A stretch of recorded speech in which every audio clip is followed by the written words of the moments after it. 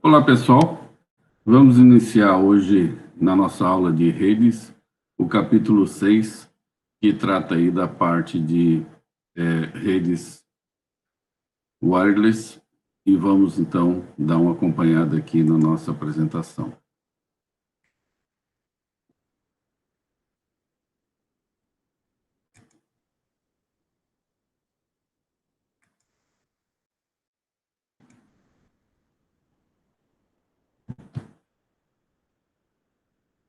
Então, capítulo 6, redes sem fio e redes móveis.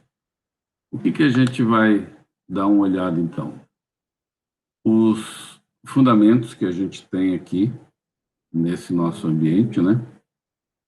Considerando que as redes sem fios, ou os ambientes de rede móvel, hoje já estão excedendo o número de assinantes de telefone com fio. Com certeza, a gente está cada vez menos usando o telefone fixo em casa, né? E cada vez mais usando o telefone móvel. As redes de computador, laptops, PDAs, telefone que acessam a parte de internet, tem cada vez mais facilidade de acesso à internet. Hoje, todo mundo já costuma usar a internet no celular. Então, aqui a gente vai ver dois desafios importantes, que é a parte de comunicação sem fio, tratando de um enlace sem fio, não tem um par metálico, não tem um meio guiado para fazer essa comunicação, mas vamos tratar também de mobilidade. Na mobilidade, vai considerar aí como é que o usuário móvel, que ele está mudando de um ponto de conexão numa rede, sendo que na parte de rede wireless tem uma característica, um comportamento, e já na telefonia celular ou numa rede de dados que envolve equipamento celular, você tem outras facilidades e outras características. Inicialmente, vamos ver a introdução e vamos considerando aí esses pontos todos que temos aí programado nessas nossas videoaulas, mais do que uma, né, para atender essa parte aí de rede sem fio. Então, os elementos que a gente tem aí numa rede sem fio, vamos só contextualizar e ter aqui um padrão de nomenclatura, né? A gente tem uma infraestrutura de rede, que a gente já estudou, envolvendo ali roteadores, envolvendo protocolos, envolvendo toda a funcionalidade de uma internet, isso seria a nossa infraestrutura de rede. E agora, quando a gente fala numa rede sem fio, a gente tem o quê? Os equipamentos na ponta lá, laptops, PDA, um telefone IP, esses equipamentos eles vão estar se conectando via onda de rádio, né?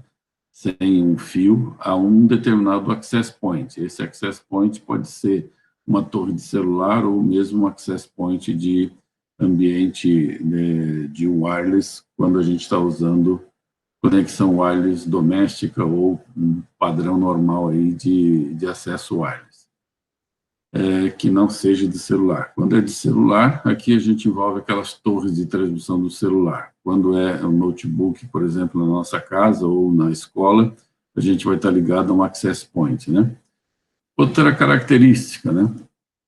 A gente vai estar executando aplicações nesse hospedeiro sem fio lá na ponta, e este equipamento, como mostra essa figura aqui, ele pode ser estático ou pode se movimentar. Então, o fato de estar trabalhando sem fio nem sempre significa mobilidade. Se eu tiver entre um ambiente de 2 access points ou 2 torres de transmissão para celular, eu tenho que ter essa possibilidade de, a partir desse laptop aqui que eu estou conectado na rede, vou me movimentar e aí vou ter acesso a uma outra área de cobertura, seja do outro access point ou da outra torre de celular. Exemplificando, quando a gente está, por exemplo, no nosso campus, né? Se eu estiver no bloco 1, eu estou acessando um determinado access point ali nas proximidades. Se eu levar esse notebook lá para o bloco 2, eu tenho acesso através de outro access point. A rede é a mesma e ele simplesmente vai sair de uma área de cobertura para uma segunda área de cobertura. Da mesma forma, quando a gente está trabalhando com o celular, eu estou numa área de cobertura de uma rede, de uma célula, da telefonia celular, e se eu me movimento, vou para o centro da cidade ou para um outro bairro, eu acabo fazendo a conexão através de outra torre. E isso é automático, essa mudança é feita usando os protocolos que existem para suportar essa mobilidade. Muito bem. O conceito de estação base, né? Essa estação base, normalmente, ela está conectada a uma rede com fio. Então, os nossos access points vão ter um fio aqui até a nossa infraestrutura. Uma torre de celular, ela vai estar ligada à infraestrutura daquela operadora através de conexão fixa, né? E a gente diz, então, que esses ambientes aqui, eles são um tipo de repetidores, um relay, né? Responsável por enviar os pacotes entre a rede com fio e o hospedeiro sem fio que está na área, né? Então, são as torres das células e os access points do tipo 802.11. Exatamente esse conceito de estação base. O enlace sem fio, que é a interligação, né, normalmente é usado para conectar dispositivos móveis até a estação base. E também pode ser, eventualmente, usado como backbone. Se eu tiver duas localidades distintas, posso usar um equipamento de rádio e fazer um backbone interligando esses pontos, né? Até alguns provedores de internet também oferecem a conexão através de rádio. Então, seria um enlace desse tipo aí, com conexão sem fio, né?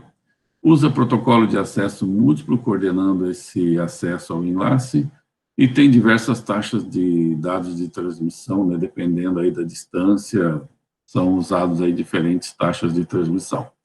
Isso a gente vai ver mais adiante. Alguns padrões de enlace sem fio que a gente está mostrando aqui, considerando neste eixo vertical aqui as velocidades, né? Velocidade mais baixa, 56K, 300, e a mais alta lá, 200. E aqui embaixo, no eixo X, seria uma aplicação para uso interno, externo, ou até externo de longa distância, né?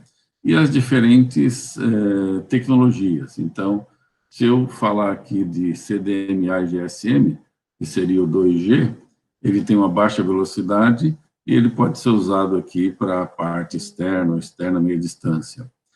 Na parte interna, 10 a 30 metros, eu tenho já essas padrões aqui, 802.11, 802.11AG.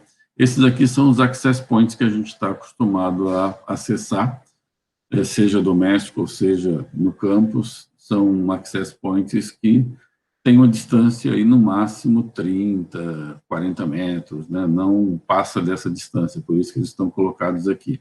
E assim tem os exemplos colocados. O IMAX, que já vai uma distância bem maior, estaria representado nesse ponto aqui. Muito bem. Quais são os elementos de uma rede sem fio? A gente tem o quê? Uma infraestrutura de rede. Então, quando a gente trabalha com rede sem fio, eu posso considerar dois modos. O modo infraestrutura. Esse modo de infraestrutura, ele sempre vai se caracterizar por uma estação base que conecta os hospedeiros móveis à rede com fio. Então, eu tenho a infraestrutura e tenho aqui o equipamento, né, que vai estar fazendo este relay, fazendo essa conexão. Isso eu chamo de modo de infraestrutura. Tem uma transferência do hospedeiro móvel, se ele muda de estação base, fornecendo conexão à rede com fio. Então, é esse exemplo aqui, né? Eu tenho uma estação nesse ponto, tá se valendo desse access point aqui, recebendo o sinal, que por sua vez está interligado à infraestrutura, e se ele se movimenta aqui para a direita, ele vai passar a se conectar com este access point da direita, e também está conectado na infraestrutura de rede. Então, neste desenho aqui, nesta arquitetura, eu digo que eu estou trabalhando no modo de infraestrutura. Em contrapartida, existe um outro modo de trabalho com essa característica de wireless, onde eu poderia ter não os nós de infraestrutura ligado à rede, e sim está trabalhando de forma independente, que a gente chama de modo ad hoc. Neste caso aqui, eu não tenho aquelas estações base.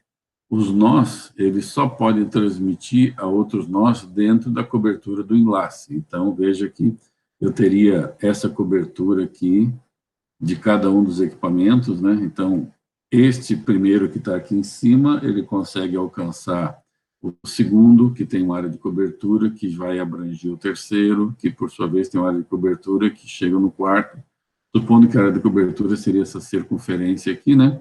Então, eu preciso ter alcance de uma área de cobertura de um equipamento ao outro. Aí, com isso, eu consigo fazer essa interligação destes 4 equipamentos aqui.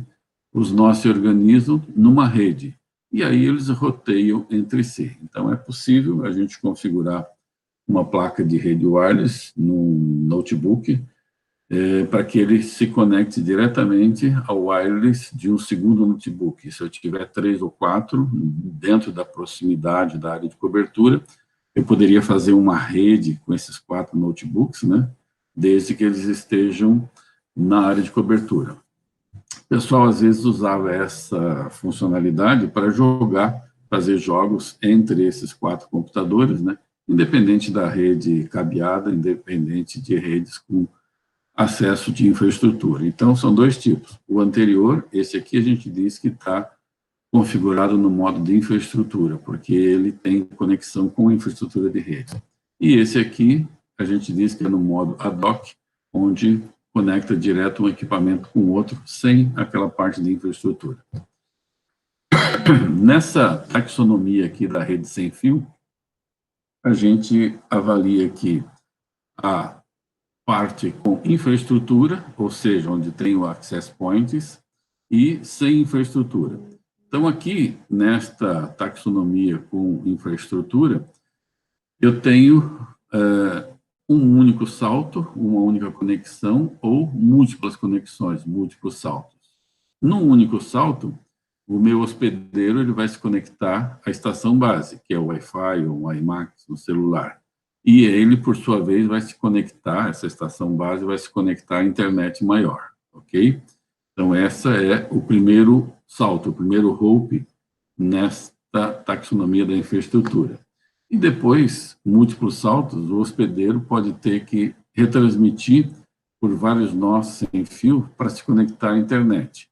Aí seria o caso de ter uma estrutura com uma rede em malha, onde diversos equipamentos estão envolvidos, né? Eu tenho múltiplos saltos até conseguir conectar com a internet. Aqui, uma conexão direta com um único salto. E aqui, diversos pontos que teriam que passar uma rede em malha, por exemplo, passando por 3, 4 access points, e aí depois é que chegaria na internet final. Já quando eu estou avaliando essa taxonomia aqui sem infraestrutura, ela é sem estação base, sem conexão com internet, e ela é usada, por exemplo, em Bluetooth ou redes ad hoc, como a gente falou anteriormente, um único salto. No caso de múltiplos saltos, não vai continuar a existir estação base, não tem continuação com internet, e pode ter que retransmitir para alcançar um outro nó. Aí a gente chama isso de VANET ou MANET, que seria uma redezinha específica para esse ambiente aqui de Bluetooth ou de rede ad hoc. Então, só nomenclatura, né, taxonomia aí, para quando a gente está no modo infraestrutura ou no modo sem infraestrutura. Muito bem, vamos ver características do enlace sem fio. Quando a gente está trabalhando com enlace sem fio, a gente tem muitas diferenças, né? De uma rede cabeada, de um outro enlace que tem meio físico, né? Primeiro, que a gente tem que considerar é a redução de sinal. O sinal de rádio, ele se atenua enquanto se propaga pela matéria, perda do caminho. É fácil de a gente entender, né? Uma emissora de rádio, por exemplo, FM, a gente está escutando na cidade. Se você pega o carro e vai para uma segunda cidade, até um certo ponto você consegue escutar aquela rádio, depois perde o sinal, porque existe atenuação desse sinal de rádio, né? E aí acontece a perda, você não tem mais a conexão. Então, além dessa redução do sinal pela distância, também você pode ter interferência de outras fontes. Normalmente, a frequência da rede sem fio, 2.4 ou 5 GHz, ela é compartilhada por outros dispositivos. No caso do telefone sem fio, o telefone sem fio também usa a frequência de 2.4 e também alguns equipamentos, motores, pode estar gerando interferência nessa frequência. Então, é uma frequência de rádio liberada, 2.4, não precisa de licença da Anatel, não há necessidade de você registrar, mas por ser pública de uso comum, muitas pessoas podem estar usando e aí uma interfere na outra, né? E uma terceira característica nessa parte de enlace sem fio é o chamado aqui propagação multivias, ou seja, sinal de rádio reflete-se em objetos e no solo, chegando ao destino em momentos ligeiramente diferentes. Então, essa propagação pode ser interferida ou ter uma reflexão em obstáculos, em objetos, e aí chegar em forma defasada no receptor e causando com que a recepção tenha dificuldades aí. Então, são pontos que a gente tem que considerar quando está trabalhando no ambiente wireless com enlace sem fio, né? Características aqui do enlace sem fio. E tudo isso vai fazer o quê? Torna a comunicação, até mesmo ponto a ponto, muito mais difícil quando você está trabalhando nesse ambiente com enlace sem fio. Aqui, o autor mostra umas características elétricas envolvendo razão de sinal-ruído. O sinal-ruído, ele é basicamente uma medida. Quanto maior for o sinal-ruído, mais fácil eu consigo extrair o sinal da interferência que eventualmente tenha junto, né? Eu consigo aumentar o sinal-ruído aumentando a potência. Com o aumento de potência, eu consigo mais facilmente extrair a informação correta que está sendo transmitida. E o BR, aqui, o BR, é a taxa de erros, taxa de bits que acontece em erro nessa transmissão. Então, a taxa de erro de bits na transmissão. Se eu aumentar a potência, eu aumento o sinal-ruído e diminuo, então, a taxa de erro. Isso é natural, né? Porque a taxa de erro, ela, se está com mais facilidade de conseguir a informação, porque eu tenho uma maior potência, eu vou ter menor erro, né? Então, essa parte de sinal-ruído aqui, a gente pode escolher uma camada física que atende uma taxa de erro, né, dando uma vazão mais alta. E isso pode mudar também com a mobilidade, dependendo de onde você está, essa taxa muda. Aqui o gráfico mostra a taxa de erro e diferentes tipos de modulação. Modulação QAM, que pode ter até 8 megabits, QAM16, até 4 mega, e uma modulação mais simples, que vai até 1 mega. Então, só mostrando essas relações aqui. Muito bem. Características da rede sem fio. Múltiplos remetentes e receptores sem fio criam problemas adicionais. Além do acesso múltiplo, né, a gente pode ter algumas situações assim. Vamos imaginar esse problema aqui, considerando um problema do terminal oculto. Eu tenho 3 hosts aqui, o A, o B e o C. Então, o B e o A, eles escutam um ao outro. Aqui o A e o B escutam normalmente, né? O B e o C, esses aqui, também escutam um ao outro. Só que o A e o C não podem ouvir um ao outro. Então, significa o quê? Que A e C não sabem se eles estão interferindo aqui no B. Então, veja que o fato de estar mais distante o A do C, ou de ter algum obstáculo, né, pode causar essa situação. E eu ter aqui o B que tanto escuta o C quanto o A, e aí vamos supor que o A vai transmitir alguma coisa para o B, e o C também está transmitindo para o B, porque o A não está escutando o C. Ele imagina que não tem ninguém transmitindo e começa a transmitir. Depois a gente vai ver lá mais adiante, né, que tem protocolo que permite identificar para ver se alguém está transmitindo, e aí a gente até já viu, né, CSMA-CD, Collision Detection. Só que se o A não escuta o C, ele não sabe se está transmitindo, e ele vai mandar o sinal, e aí vai causar interferência, os dois sinais chegando ao mesmo tempo no B. Isso é o caso de um terminal oculto, né? O outro caso é a distância, a atenuação de sinal. Então, aqui de novo, né? O A e o B, eles se escutam um ao outro. O B e o C também. Mas o A e o C, não, porque o sinal de A, digamos, pela distância atenua, e aqui o sinal de C pela distância atenua, então o A não escuta o C. É o mesmo caso aqui por terminal oculto e aqui por distância atenuação de sinal. Então, múltiplos receptores, múltiplos remetentes, né, e receptor sem fio, tem esses problemas adicionais aqui, em função de atenuação ou de estar oculto aí na visibilidade. Então, aí aparece o Code Division Multiple Access, CDMA, que é um dos padrões, né, usado aí nos canais de broadcast quando a gente está trabalhando sem fio. Tanto celular, satélite e diversos outros equipamentos que trabalham sem fio usam essa forma de codificação, Code Division Multiplex Access. Na verdade, esse CDMA trabalha com um código exclusivo que é atribuído a cada usuário, ou seja, um particionamento de conjunto de códigos. Então, cada remetente vai ter um código específico.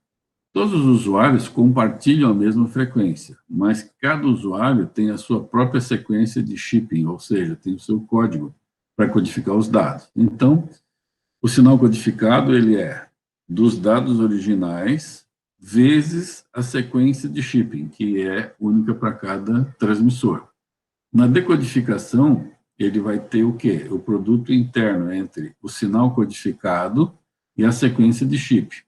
E isso permite o quê? Permite que múltiplos usuários coexistam e transmitam simultaneamente com o mínimo de interferência. Se os códigos forem ortogonais, códigos adequados, é assim que conseguem separar esse sinal que está misturado aqui de diferentes transmissores, chegam todos juntos no receptor, mas o receptor ele decodifica por causa justamente dessa sequência que é conhecida, né, a sequência de shipping, que estabelece entre a transmissão de origem e o destino para separar dos outros sinais.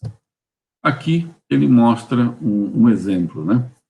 Então, supondo que eu tenho aqui o meu remetente, 2 bits. Este é o primeiro, D0, e esse é o segundo. O código desse remetente aqui, ele é único, então é sempre um padrão. Nesse caso aqui, esse conjunto dentro do espaço de tempo de transmissão. Então, vamos supor que aqui eu tenho um intervalo de tempo, onde eu estou transmitindo esse bit ligado, e aqui o bit desligado, representado por -1. Esse bit ligado aqui, ele vai ser multiplicado por esse código, que é o código desse remetente. E aí, ele vai gerar o quê? Este código vezes 1, que é exatamente igual, não mudou nada, tá? Este outro aqui, que é o código vezes -1, ele inverte todos os sinais, ó. Então, o que era 1 ficou -1, o que era -1 ficou 1. Então, esse aqui é o resultado da aplicação deste dado em cima desse código. Então, todos os bits enviados para o destino, eles vão com esta característica, eles vão chipados, né? Ele é chipado com esse código. Eu tenho aqui a informação, e o chip correspondente deste remetente. E aí vai tudo dessa forma aqui.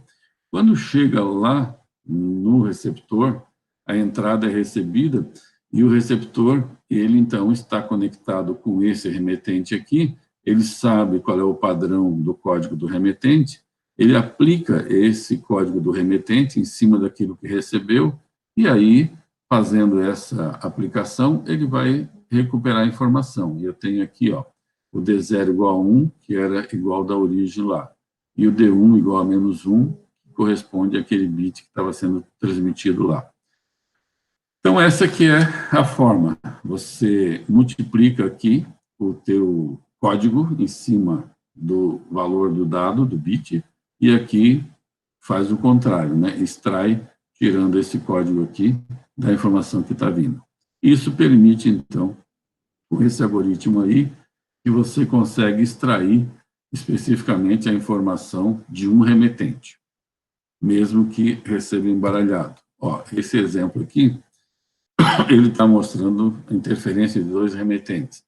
Então, é feito o chipamento aqui com este usuário, usando esse código, tem um segundo usuário que tem um código diferente, tudo isso é multiplicado, tem aqui a informação somada, né, com todas essas informações, e aqui ele aplicando esse algoritmo com base naquela chave do remetente 1 lá, aquele código do remetente 1, ele consegue extrair a informação do remetente 1. E a do remetente 2, que veio junto, ela é perdida, não é interpretada neste recebimento aqui, porque ele está focado em receber em função do código daquele remetente 1 lá em cima. Muito bem, vamos ver um pouquinho sobre LAN sem fio. Deixa eu me ver. Quanto tempo nós temos de gravação? Já é bastante. Então, vamos interromper por aqui, e aí depois a gente faz a continuação do 6.3 a partir de uma gravação seguinte.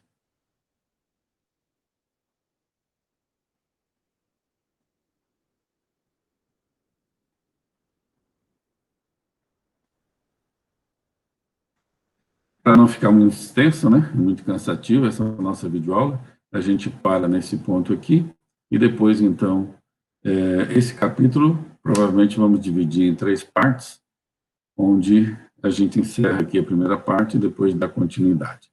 Até a próxima, então.